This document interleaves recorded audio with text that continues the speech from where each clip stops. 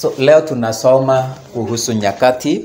Leo tunasoma kuhusu nyakati. Tunasoma kuhusu nyakati.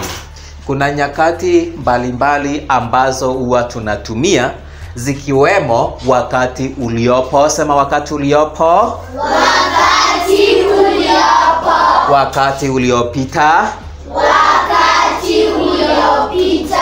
Wakati ujao. Wakati ujao. Na wakati timilifu.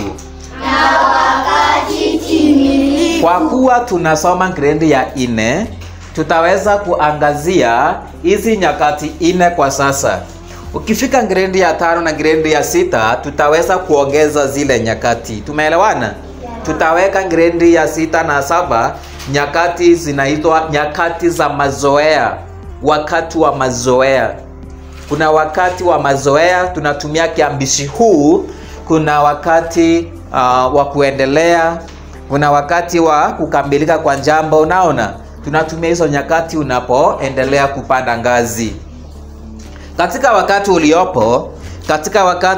uliopo tunaonyesha kuwa kitendo kinafanyika wakati huo. Kitendo kinafanyika wakati huo huonyeshwa kwa kutumia kiambishi na. Sema kiambishi na. Kiambishi na. Mfano katika sentensi nisomeni mwalimu. Mwalimu anafunza. Naam, kiambishi ni na. Anafunza sahihi. Mimi ninaandika. someni kwa sauti na kwa furaha. Mimi ninaandika. Ninacheza. Tunaimba wimbo wa taifa. Walimu wanaenda nyumbani. Naam, walimu wanaenda Nyumbani. Naam, walimu wanaenda nyumbani. Si ni ukweli?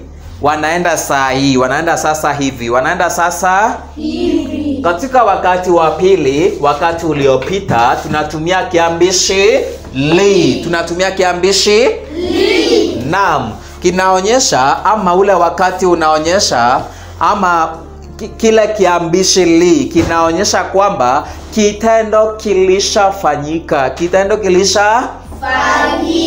Naam, kitendo kilishafanyika. Kwa mfano, tunasema mwalimu alifunza jana. Mwalimu alifunza Jana.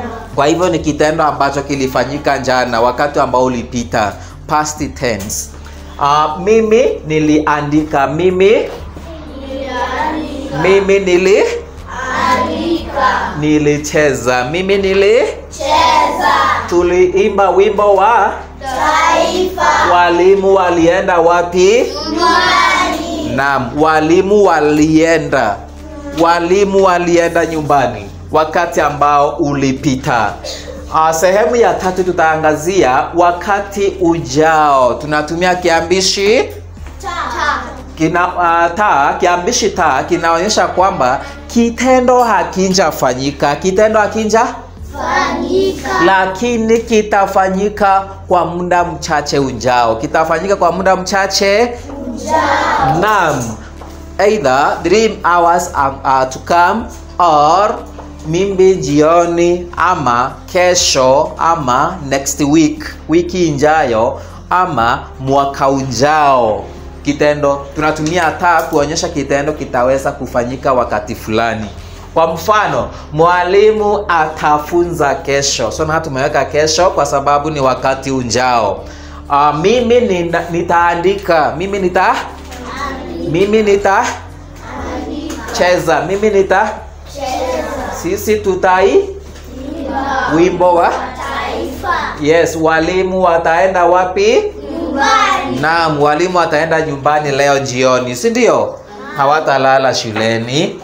Wakati timilifu tunatumia me. Hii tumeongeza. Haiko hapo kwenye kitabu chako, lakini tumeongeza kwa sababu ya sababu mbalimbali. Ni muda mfupi uliopita. Ni muda mfupi uliopita. Si muda mrefu, ni muda mfupi sana ambao umepita. Kama vile mwalimu ameingia darasani na akakaa. tunasema mwalimu ameingia, kwa sababu tayari ashakaa chini. Lakini ikiwa anafungua mlango kama ulivyomuona akifungua mlango, tunasema mwalimu anaingia darasani. Tunasema mwalimu anaingia darasani. So nani anatembea? Tunasema mwalimu anatembea. Na saa hii kitendo ambacho kinaendelea unapoongea, tunaelewana? Akikaa chini tutasema mwalimu anaketi. Tumeelewana? Sasa saa hii tunaona ameketi, tunaona ameingia darasani. Nikikwambia unda sentensi ukitumia kitendo ambacho mwalimu amefanya, utasema mwalimu anaingia, kwa sababu hatumuone akifanya kile kitendo. La hasa, si ndio? Tutasema mwalimu ameingia darasani. Mwalimu ameingia darasani kwa sababu ashafanya kile kitendo na kikaisha. Kwa hivyo akiendelei. Kwa hivyo utasema mwalimu ameingia darasani na akaketi. Mwalimu ameingia timilifu na akaketi. Understood or not understood? Understood. Allow me to move. Sindio? Si uniruhusu niendelee? Naam. Kwa hivyo mifano, mwalimu amefunza. Sindio?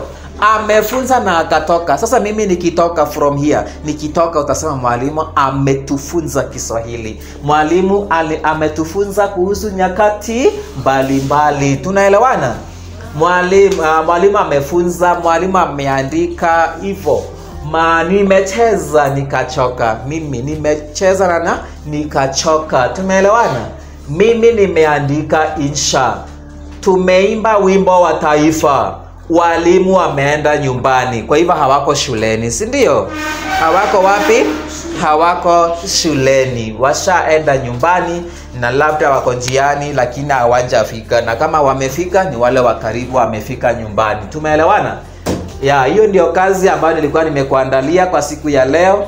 Zoezi ni lako. Utageuza sentensi zile ziwe katika wakati uliopita.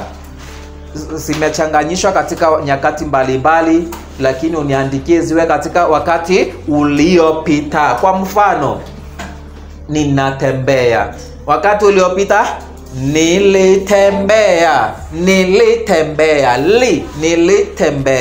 Nilitembea. Tumeelewana?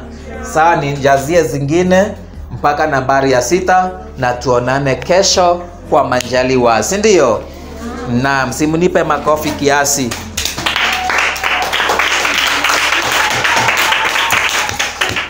Naam, shukran.